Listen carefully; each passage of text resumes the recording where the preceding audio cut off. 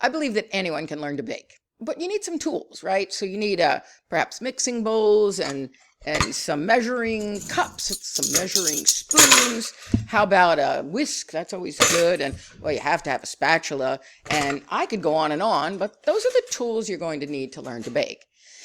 I could teach you to bake, but I could walk you through so many recipes, step by step, give you all the tips, the nuances. I could demonstrate for you. I could answer questions.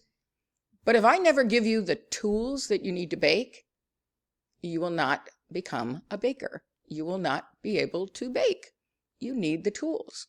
I believe every student can learn at high levels, and I showed that in my own teaching. But you have to give them the tools. So what are the tools of learning? Categorizing information, being able to understand cause and effect, being able to follow multiple steps, being able to shift your focus from one item to another, being able to catch and correct errors. And I could go on because in my book on building executive function, The Pathway to Student Achievement, I list out 40 executive function skills that we need to give students. We need to make sure they have. And the reality is the key ages to build executive function are from 3 to 5.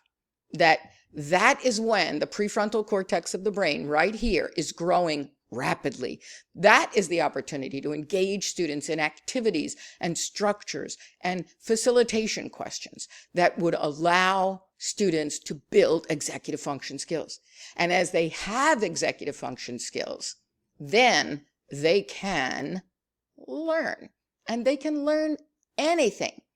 So let's make sure we are prioritizing preschool, pre-K, and kindergarten, and first grade to ensure that students are building the executive function skills they need, to ensure that we are giving them the tools that they need.